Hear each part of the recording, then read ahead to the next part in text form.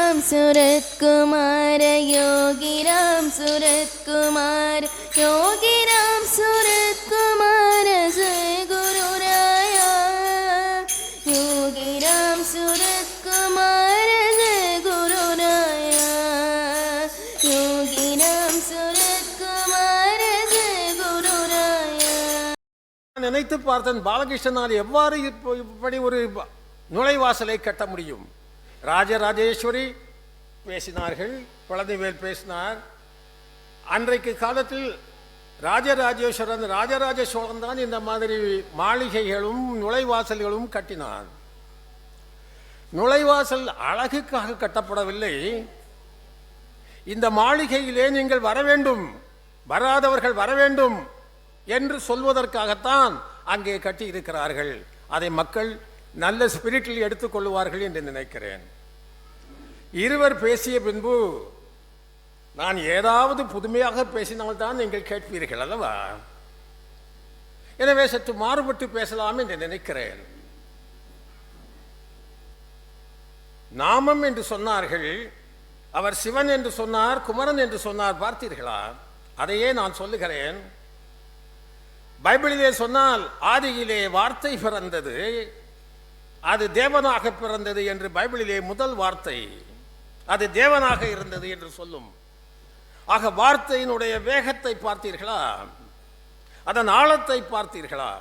ஆதியிலே வார்த்தை பிறந்தது, அது தேவனாக பிறந்தது, தேவனாக பிறந்தது. வார்த்தை நாமம், வார்த்தை தான் நாமம். நாமம் என்று சொன்னால் நாம் என்று சொன்னால் ஹிந்தி வார்த்தை, நாமம் என்று சொன்னால் தமிழ் வார்த்தை. இந்த நாமம் யோகிராம் சூரத்குமார் என்று சொல்லும் பொழுது சக்தி பிறப்பதற்கு காரணம் என்ன என்று நினைக்கிறீர்கள்? அந்த வார்த்தையிலே சக்தி, அவரிடமும் சக்தி உண்டு, அவர் பெயரிலும் சக்தி உண்டு, அவர் நாமத்தை சொன்னாலும் சக்தி. அவர் பெயரிலே 2 தெய்வங்களின் பெயர் இருக்கிறது. பழனி தம்பி சொன்னது மாதிரி ராமருடைய பேரும் இருக்கிறது, முருகனுடைய பேரும் இருக்கிறது. யோகி ராம் சூரத்குமார், டபுள் என்ஜின். நம்ம பிரைம் மினிஸ்டர் அடிக்கடி சொல்லுவார், டபுள் என்ஜின் சர்க்கார். கேள்விப்பட்டிருக்கீங்களா? Double engine. ஆக டபுள் என்ஜின் உள்ள ஒரு வார்த்தை அது. ஆக ஒரு என்ஜினுடைய பவரை விட டபுள் என்ஜின் உள்ள வார்த்தை. எனவே அந்த நாமத்தை சொல்லும் பொழுது சக்தி உங்கள் மீது பாய்கிறது. இது சயின்ஸ். அதிலே வார்த்தை பிறந்தது, அது தேவனாக பிறந்தது. வார்த்தையின் மகிமையை பார்த்தீர்களா? ஆக யோகி ராம் சூரத்குமார் என்று சொல்லும் பொழுது டபுள் என்ஜின், ராமருடைய சக்தியும் வடநாட்டு கடவுளும் தென்னாட்டு கடவுளும் இணைகிறார்கள். வடக்கே இருந்து வந்தவர், தெற்கே வாழ்ந்தவர் என்று சொன்னார். அப்படி இன்னொன்று சொல்லுகிறேன். நாம் பிறக்கும் பொழுது தலையிலே எழுதிவிட்டதாக சொல்கிறார். அப்படித்தானே பாலகிருஷ்ணன்? தலையெழுத்து தலையில எழுதி விட்டாச்சுன்னா அதுக்கு பிறகு கோயிலுக்கு ஏன் போகணும், ஏன் பக்தி பண்ணணும்னு நீங்க கேட்கலாம். தலையில எல்லாம் எழுதியாச்சுல்ல. வள்ளுவர் சொல்வார், தெய்வத்தால் ஆகாது எனினும் முயற்சி தன் மெய்வருத்த குறி தரும். தெய்வத்தால் ஆகாது எனினும். நான் இதற்காகத்தான் ஒரு வழக்கறிஞர் என்ற முறையில் ஒரு உதாரணத்தை சொல்கிறேன். நமது அரசியலமைப்பு சட்டம் 1950 அமலுக்கு வந்தது. அது இந்த நாட்டை எவ்வாறு நடத்த வேண்டும் என்பதை எழுதப்பட்டுள்ளது. அது அம்பேத்கர் தலைமையில் எழுதப்பட்டது. ராஜேந்திர பிரசாத் அவர்கள் இங்கே இருந்தார்கள். அப்படித்தான் அது நாட்டின் தலையெழுத்து. நாடு இவ்வாறு நடக்க வேண்டும் என்று எழுதப்பட்டு உள்ளது. நாட்டின் தலையெழுத்து. நாடை ஆளுபவர்கள் யார்? பாராளுமன்றத்தில் இருக்கின்ற உறுப்பினர்கள். 1950 எழுதப்பட்ட அரசியல் சட்டம் 100 தடவைக்கு மேல் அமெண்ட்மெண்ட் செய்யப்பட்டுள்ளது, திருத்தப்பட்டுள்ளது, தேவைக்கு தகுந்தவாறு மாற்றப்பட்டுள்ளது.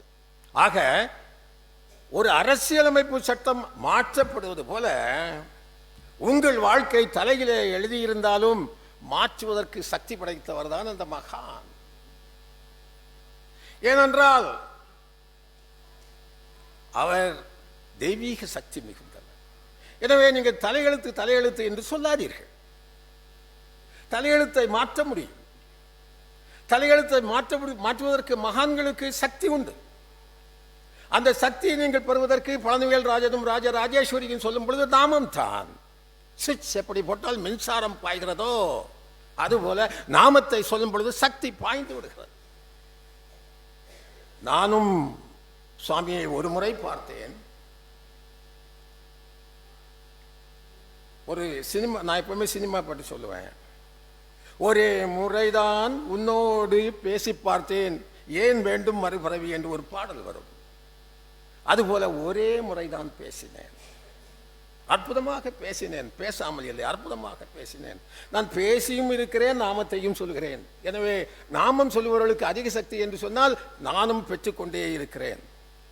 வயதுகள் ஆனாலும் அதை பொருட்படுத்தாமல் நான் பேசுகிறேன். இது சுவாமியின் சக்தி தான்.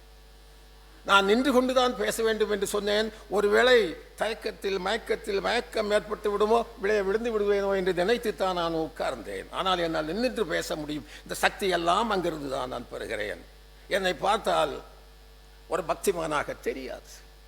நான் நடக்கின்ற விதத்தை பார்த்தால் இவன் ஒரு திமிர் பிடித்த மனிதனாக இருப்பானோ என்று தோன்றும்.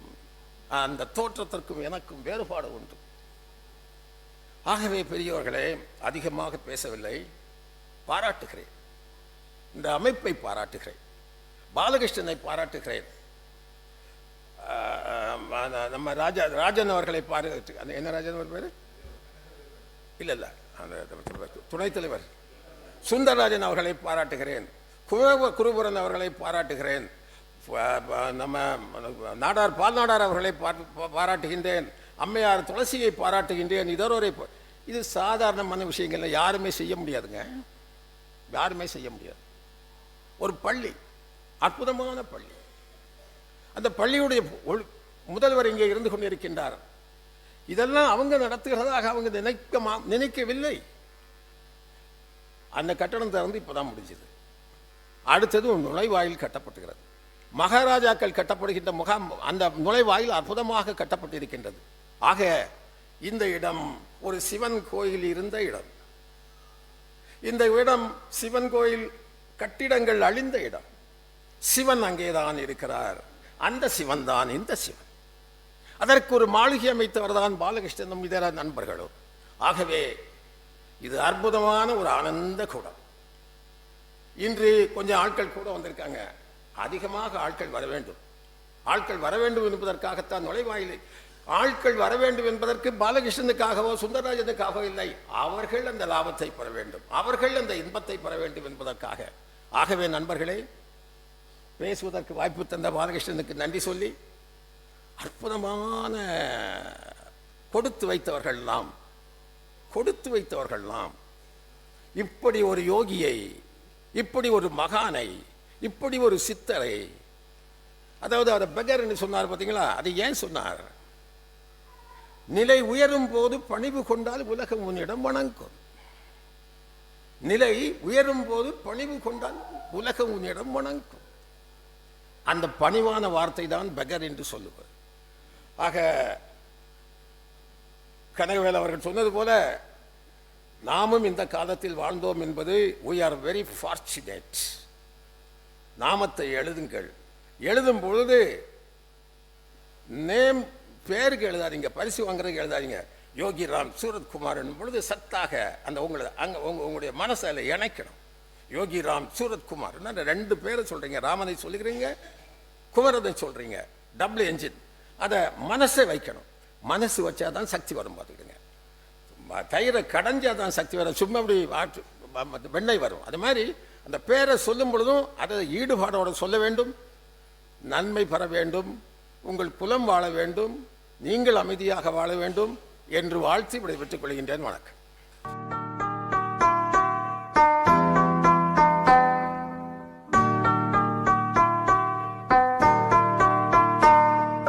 योगी राम सूरत कुमार जय गुरु राया।